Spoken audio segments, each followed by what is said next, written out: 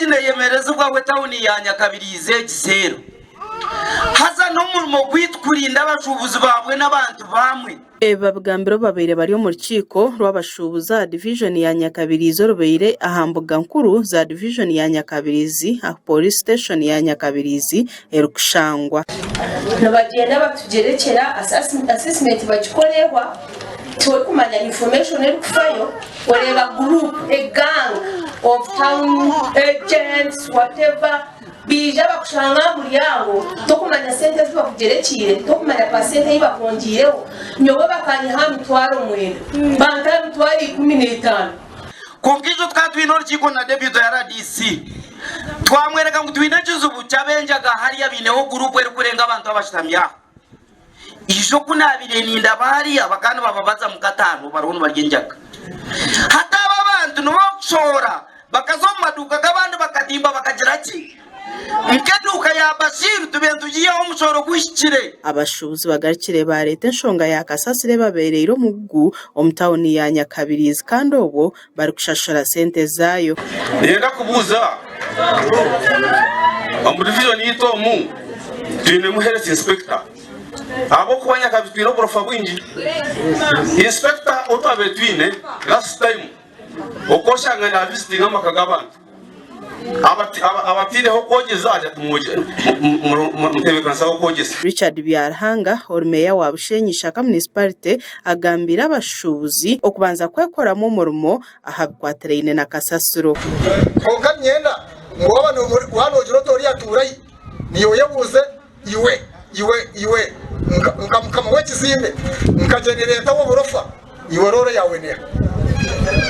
abo kotakateka muroza kuzakitane cyawe nonyaraho nokisiga kitazere rero ngumunyago burufasha girata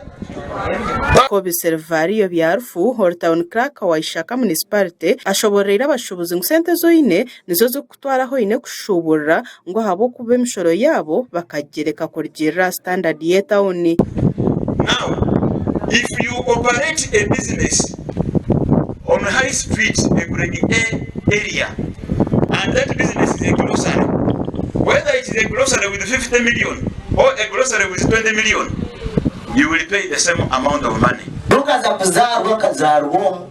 nkashangana bagamba security rights nambazikisha zija leta bibentara byazamo kuyambefa kurugacyendanisha to bunzarwa takagaga kitara Byarhanga Richard nawe ine byashoborere ahabikwaterine na street lights okuzira akoze subwe omtawuni ya Nyakabirizi hadi nabagera mu kanso neza nekorera work plan na budget esente zikora street lights nesente za property tax hachororeze esente zikurenga miliyoni 100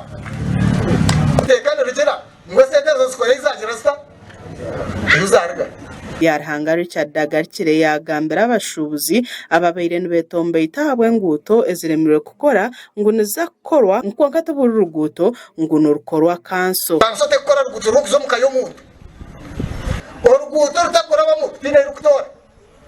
hatkansote kurukora abo korwa no ruguto orwo kuza ezo mukayo muntu omwe ninga makabere gabantu orwo ni barebera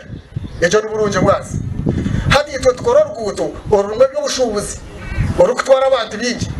oruconnectinga echanga nechanga Atire Robert Hor RDC wa Bushenyi na wajumirira abapolisi abanyakabiriza wo kuremwa kuma abashubuzi n'ibintu byabo ahabumuze gwenja yo gurengero muri Nyakabirize cyagizire nguwe takwija kukikereza just